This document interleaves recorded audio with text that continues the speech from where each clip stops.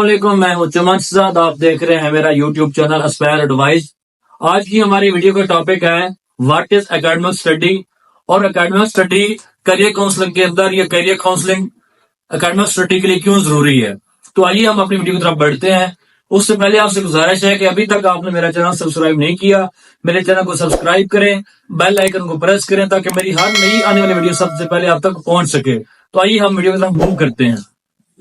फिर इंटरमीडिएट के बाद हमारा आ जाता है 14 ईयर एजुकेशन जो होती है, यानी कि बीए बीएस जो होता है हमारा। उसके बाद पहले जो था एक बीए जनरल करवाया जाता था, बीएससी करवाई जाती थी, लेकिन उसके बाद जो है एचईसी ने जो है उसको चेंज कर दिया, यानी कि बीए खत्म कर दिया और एमए भी खत्म कर दिया। चूंकि जो है मोस्टली कॉलेज जो थे गवर्नमेंट के वो डिग्री कॉलेज थे, यानी कि बीए का तो खत्म किया नहीं जा सकता था, या फिर जो कॉलेज थे उनको जो है अथॉरिटी देनी थी कि वो एमए भी करवा सकते हैं, यानी कि या बीए स्टार्ट करवाएं, या फिर जो है उनको जो है खत्म नहीं किया जा सकता, या फिर उनकी जो बीए की डिग्री यानी खत्म करके फिर उनको जस्ट इंटरमीडिएट तक जो है सर्टिफाइड किया जाना था। लेकिन वो जो है मॉडिफाई उनको नहीं कर सके, तो इसलिए जो है उन्होंने एक न्यू डिग्री जो है इंट्रोड्यूस करवाई जिसका नाम था एडीपी, एसोसिएट डिग्री प्रोग्राम।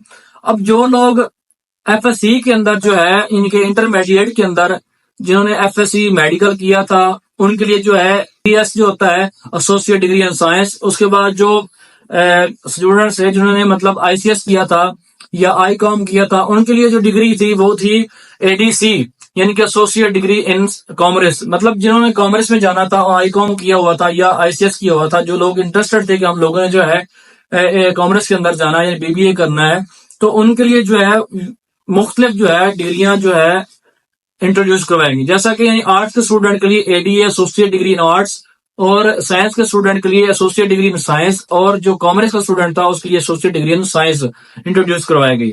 उसके बाद जो है एक और एसोसिएट डिग्री प्रोग्राम था जिसके अंदर जो है फॉर एग्जाम्पल हम लोग जो होते हैं, फॉर एग्जाम्पल हम लोग बीए कर रहे हैं यानी कि एडीपी करते हैं, उसके अंदर हम लोगों को किसी सब्जेक्ट में स्पेशलाइजेशन करनी है। फॉर एग्जाम्पल हमने कंप्यूटर फील्ड में जाना है तो हमें जो है एडीपी इन कंप्यूटर साइंस करना पड़ेगा, या फिर एडीपी इन मैथ कम्युनिकेशन करना पड़ेगा।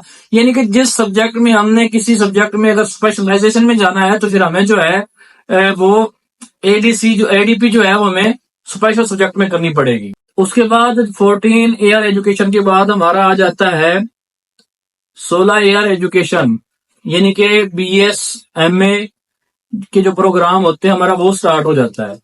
अब देखिए जैसा कि मैंने आपको बताया था कि जो आर्ट्स के स्टूडेंट होते हैं वो एडीपी यानी कि एसोसिएट डिग्री इन आर्ट्स करते हैं, और उसके बाद जो साइंस के स्टूडेंट है वो एडीएस करते हैं, और जो उसके बाद होते हैं कॉमर्स के स्टूडेंट वो एडीसी करते हैं, एसोसिएट डिग्री इन कॉमर्स।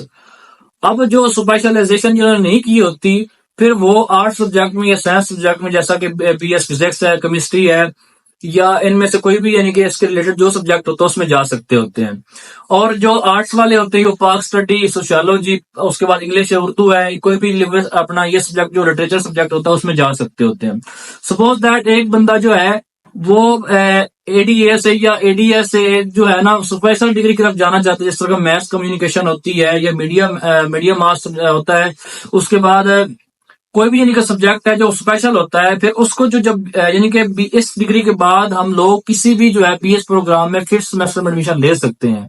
यानी कि जो एमए हम करते थे वो अब 2 साल का बीएस हमारा होगा।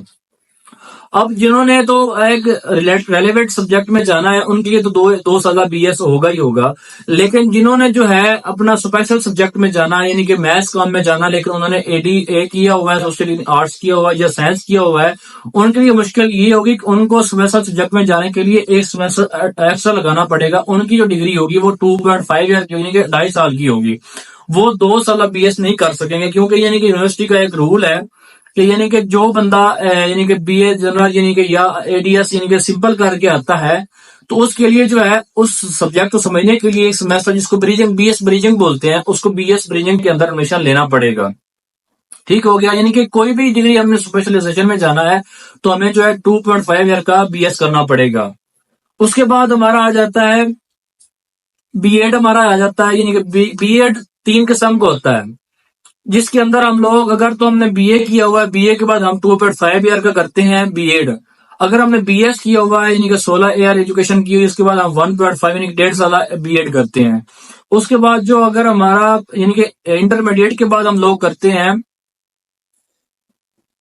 बीएड करते हैं तो वो 4 साल होता है, यानी कि बीएड आना होता है वो 4 साल का होता है।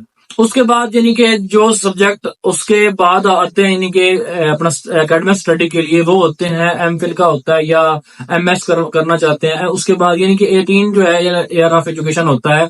उसके बाद हमारा पीएचडी यानी कि वो स्टार्ट हो जाता है। और कुछ लोग जो होते हैं वो एलएलबी की तरफ जाना चाहते होते हैं, लेकिन जो है इंटरमीडिएट के बाद एक टेस्ट होता है, lab test, law admission test होता है, वो क्लियर करना पड़ता है। उसके बाद यानी कि हम लोग लॉ की तरफ जा सकते हैं। लॉ जो होता है वो किसी भी यूनिवर्सिटी में चले जाएं, वो 5 साल का ही होता है। चाहे वो आप मास्टर के बाद करें, बीएस के बाद करें, बीए के बाद करें, इंटरमीडिएट के बाद करें, वो एचईसी ने लाजमी करार दे दिया है कि वो लोग जो है एलएलबी जो है 5 साल का ही करेंगे।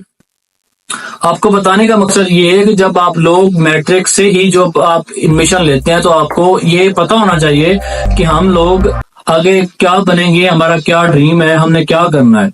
तो इसलिए जो है इस वीडियो का मेन मकसद यही था कि आप लोग अपनी जो सब्जेक्ट सिलेक्शन है वो ठीक से कर सकें।